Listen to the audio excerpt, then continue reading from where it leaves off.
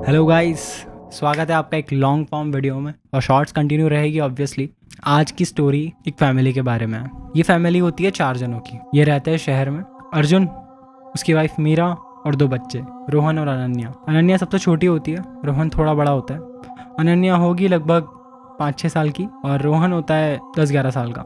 ये स्टोरी कुछ ऐसी होती है, दिवाली का टाइम था, मतलब दिवाली का डे ही था। तो इन फैमिली का काफ़ी वक्त से मतलब चल रहा था कि यार गांव में जाके दिवाली मनाएंगे, पापा मम्मी अकेले हैं। तो दिवाली के दिन फाइनल हो जाता है कि चलो चलते हैं। तो ये पापा मम्मी को बता देते हैं कि यार पापा मम्मी हमारे गाँव। खुश हो जाते हैं कि यार आओ, बढ़िया है, उनके पोते पोती आएंगे तो खुश हो जाते हैं। तो ये लोग एकदम अपना पैकिंग वैकिंग कर लेते हैं और तकरीबन दिन में 2-3 बजे निकल जाते हैं। गाँव थोड़ा सा दूर ही होता है, तो अपनी कार में बैठ के मस्त से जाते हैं। पहुँचते पहुँचते इनको हो जाती है लगभग 5-6 बज जाती है, मतलब 3-3.5 घंटे का रास्ता था। अब ये पहुँचते हैं तकरीबन 5:30-6 बजे। तो हवेली जंगल वाले इलाके में होती है, मतलब हवेली थी तो काफ़ी गांव के एकदम आउटस्कर्ट में होती है। गांव बहुत ज़्यादा मतलब साइड में बसा हुआ होता है और एक साइड में होती है हवेली। हवेली के जो पीछे वाले एरिया है ना, वहाँ तो पूरा जंगल ही होता है पर काफ़ी दूरी पे होते हैं। तो ये लोग वो क्रॉस वॉस करके आते हैं घर पे, गाड़ी रोकते हैं तो दादा दादी गेट पे खड़े होते हैं। वो बहुत खुश होते हैं कि अरे वाह यार, सब आए हैं दिवाली पे, पहली बार सेलिब्रेट करेंगे साथ में। जो मीरा होती है ना, वो नोटिस करती है कि दादा दादी खुश तो हैं पर दादी के चेहरे पर हल्की सी एक शिकंज है, मतलब थोड़ा सा एकदम डर कह सकते हो, क्या पता। फिर मीरा ज़्यादा सोचती नहीं है, वो सोचती है कि क्या पता अकेले रहते हैं, अकेलेपन के कारण। तो बढ़िया सा दादा दादी ने पहले ही सेटअप कर रखा होता है पूजा, क्योंकि पहुँचते पहुँचते शाम हो गई और पूजा का मुहूर्त तो ऐसे 7:30-8 बजे ऐसा कुछ होगा। तो ये लोग मस्त पूजा पाठ करते हैं मंदिर में बढ़िया सा। अब हवेली कैसे होती है, मेन एंट्रेंस है, उसके राइट में ऐसा एक जो पहला रूम है वो पूजा वाला ही रूम है। और अंदर जाते हैं तो इस साइड किचन है और यहाँ पर हॉल है और बाकी कमरे पीछे हैं। तो ये लोग मस्त पूजा पाठ करके हॉल में बैठे होते हैं। उसके बाद फटाके फोड़ते हैं। अपने ऐसे होता है ना दिवाली पे, मतलब सेलिब्रेट हो गया उसके बाद अपन फटाके फोड़ेंगे। थोड़ा सा अर्जुन और मीरा भी फटाके वटाके जला लेते हैं बच्चों के साथ, बाकी अंदर आ जाते हैं। तो ये बढ़िया बैठे होते हैं। अर्जुन बात कर रहा होता है पापा मम्मी से, मीरा वहीं मिठाइयाँ बांट रही होती है। रोहन और अनन्या जो बच्चे हैं वो बाहर फटाके फोड़ रहे होते हैं। कोई चक्री जला रहा है, कोई अनार जला रहा है। अब कुछ देर बाद क्या होता है, मीरा नोटिस करती है दादी है ना बार बार, मतलब उनकी जो माँ जी है मम्मी, वो बार बार जा रही है पूजा गृह की तरफ जाके देख के आ रही है। 1 बार 2 बार 3 बार। तो मीरा नोटिस करती है कि माँ बार बार क्यों जा रही हो आप, मतलब क्या हुआ। तो बोला अरे कुछ नहीं, पुरानी आदत है। तो ज़्यादा ध्यान नहीं देते हैं। अब हो चुकी होती है रात की तकरीबन 8:30 के आसपास। अब बाहर के दिए ऐसे सजे होते हैं सब अपने दिवाली पे, अब तो अपन सजाते ही हैं ऐसे, बहुत सारे दिए लगाए होते हैं, रोशनी होती है बढ़िया। तो अचानक से एक हवा आती है तो सारे दिए बुझ जाते हैं।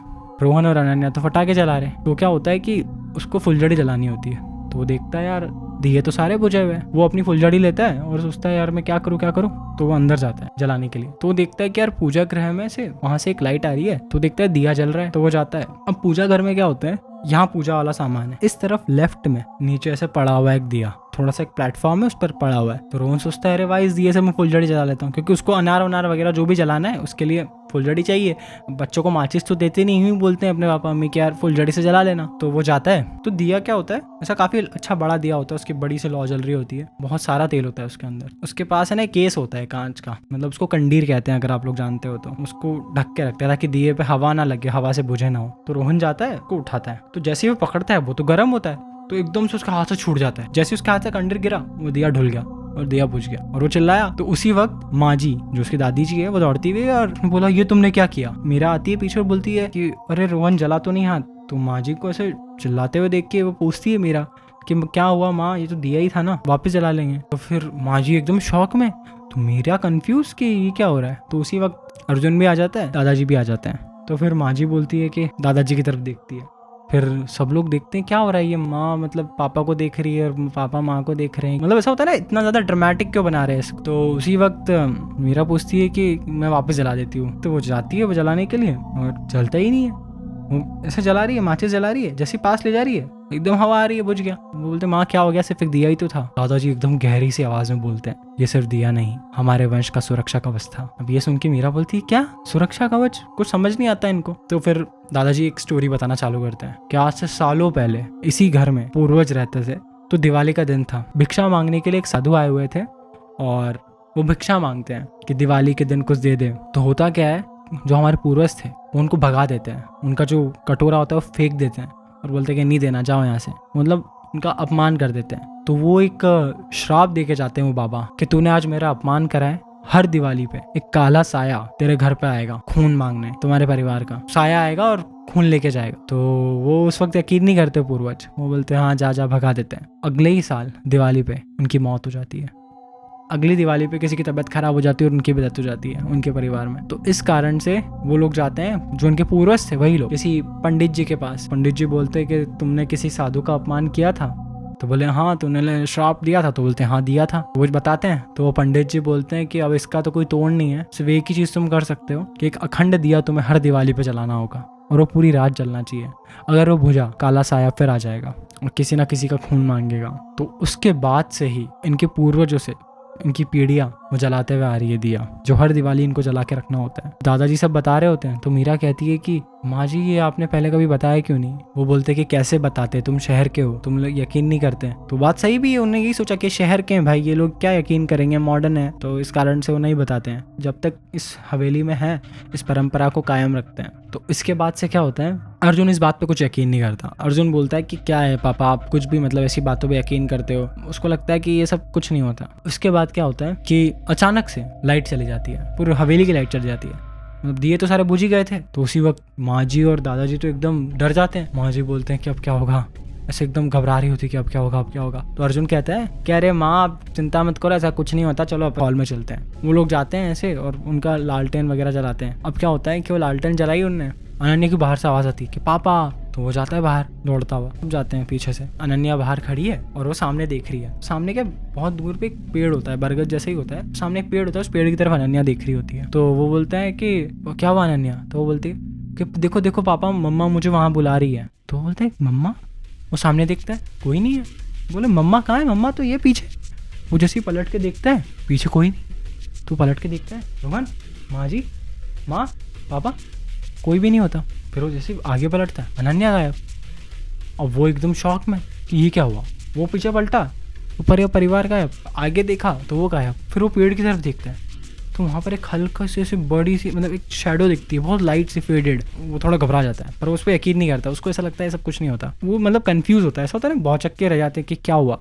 फिर वो जाता है अंदर, वो से आवाज़ लगाता है कि मीरा, अनन्या, रोहन, माँ, पापा। कोई सुन नहीं रहा होता। तो अब इस बात पे उसको यकीन हो नहीं रहा था, ठीक है।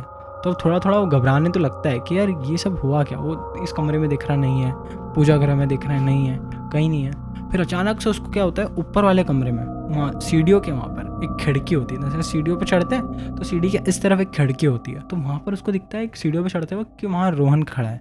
रोहन खिड़की की तरफ से झाँक रहा है। तो रोहन मिल गया तो वो भागते हुए जाता है। वो उसको पकड़ता है कि रोहन इधर देखो। तो रोहन पलट ही नहीं रहा होता, रोहन उसको छू रहा है। तो वो देखते हैं कि सामने रोहन क्या दिख रहा है। तो सामने जो पेड़ होता है ना, वहाँ पर वो सेम शैडो पर इतनी बड़ी लंबी सी, इतनी बड़ी शैडो उस पेड़ के ऊपर दिख रही है। मतलब ऐसा दिख रहा है कि कुछ तो है, ऐसा बड़ा सा टॉल फिगर जो पेड़ के नीचे से लेकर पेड़ के ऊपर तक जा रहा है, अलग ही हाईलाइट हो रहा है। वो उसको बोलता है कि रोहन चलो यहाँ से। रोहन बोलता है कि पापा वो क्या है? तो अर्जुन बोलता है कुछ नहीं है, बस छाया छाया, चल। वो उसको लेके जाता है नीचे। वो बोलता है मम्मी दादा दी अनन्या कहाँ है? तो वो बोलता है मुझे नहीं पता।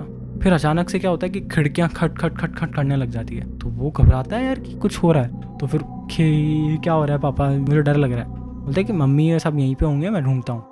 तो फिर अचानक से क्या हवा चलने लगती है। तो जो लालटेन जो पड़ा होता है ना, वो लालटेन भी बुझ जाता है। एकदम हवेली में अंधेरा है और अंधेरा इतना ज़्यादा है ना, जो हल्की हल्की रोशनी रहती है बाहर की वो भी नहीं है। और आपको पता है दिवाली तो वैसे अमावस्या की रात होती है। तो कार्तिक अमावस्या के कारण चांद भी नहीं था, तो वो रोशनी बिल्कुल नहीं थी, एकदम डार्क। अर्जुन ढूंढता है, उसको दिखती है पूजा गृह में वो खड़ी हुई मीरा। अब वो मीरा के पास जाता है, बोलता है मीरा तुम यहाँ क्या कर रही हो, मैं तुम्हें पूरे घर में ढूंढ रहा हूँ, अनन्या को देखा तुमने?